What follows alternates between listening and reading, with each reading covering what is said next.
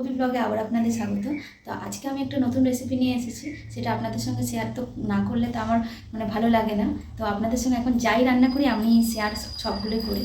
তো আজকে আমি বানাবো মাছের রেসিপি, যে মাছ সে ইলিশ মাছ। তো ইলিশ মাছ তো অনেকে, এই যে আমার 4 পিস ইলিশ মাছ, তো এই দেখুন 4 পিস ইলিশ মাছ আছে। তো এটাকে আমি আজকে ভাপা বানাবো না, এটাকে আজকে আমি এই যে আলু আর এই আলু বেগুন দিয়ে আমি ইলিশ মাছের ঝোল করব। তো চলো দেখো কি করে কি করি, তোমরা সাথে থেকো। হলুদ মাখিয়ে নিচ্ছি, লবণ দিয়ে দিলাম, এটা ভালো করে মাখিয়ে নেব। তো বন্ধুরা, বর্ষাকালে ইলিশ মাছ খেতে খুবই ভালো লাগে, ইলিশ মাছ সবসময়ই ভালো লাগে। আমি তেল দিয়ে নিচ্ছি, তেল গরম হয়ে গেছে। আমি এবারে মাছগুলো ভেজে নেব। এই যে মাছ নুন মাখানো, এই যে একটা করে দিয়ে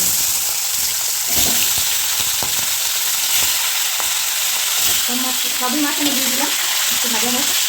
আর ইলিশ মাছ ভাজা হয়ে গেছে, এই যে আমি উঠিয়ে নিচ্ছি।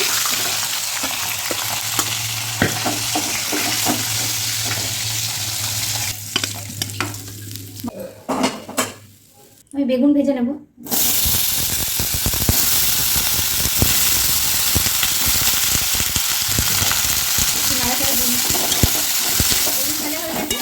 আমি নামিয়ে নেব। চলো, কড়াইয়ে তেল দিয়ে নিলাম, জিরে ফোড়ন দেব। এই যে কালো জিরে ফোড়ন দিয়ে নিচ্ছি, এই যে শুকনো লঙ্কা, একটা তেজপাতা দিয়ে নিলাম, দিয়ে নেব। হলুদ দিয়ে দিচ্ছি পরিমাণ মতো, আমি লবণ দিয়ে দিচ্ছি পরিমাণ মতো।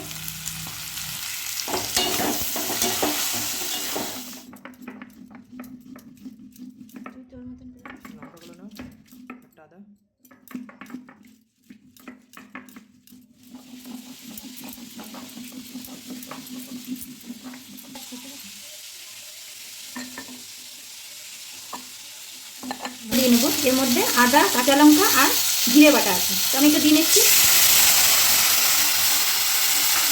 ভালো করে কিছুক্ষণ সময় নিয়ে আমি এটা কষিয়ে নেব। মশলা কষানো হচ্ছে, এই দেখুন তেল বেরিয়ে গেছে, এই দেখুন। তো ভালো করে আমি কষিয়ে নিচ্ছি, তারপরে আমি জল দেবো। তো আমার কষানো হয়ে গেছে, এবার আমি জল দিয়ে নেব।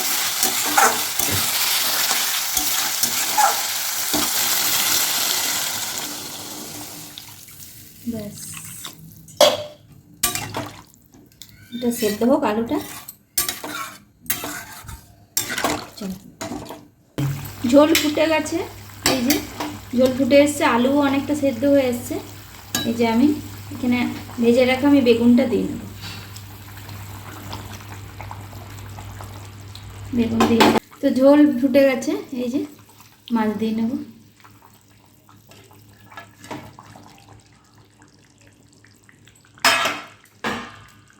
একটু ফুটে যাক, ইলিশ মাছটা দিলাম, তো একটুখানি ফুটে গেলে আমি আমাদের আলু বেগুন দিয়ে ইলিশ মাছের ঝোল রেডি। দেখুন বন্ধুরা, সত্যিই সুন্দর একটা সেন্ট বেরিয়েছে।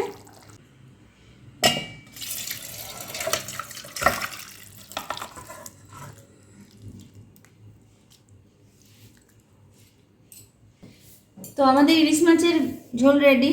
তো আমার এই রান্নাটা কেমন হয়েছে অবশ্যই কমেন্টে জানাবে বন্ধুরা। আর যারা আমার চ্যানেলটা নতুন তারা অবশ্যই সাবস্ক্রাইব করবেন, লাইক শেয়ার কমেন্ট তো অবশ্যই করবেন। তো নেক্সট ভিডিওতে আবার দেখা হচ্ছে। তো চলো, বাই।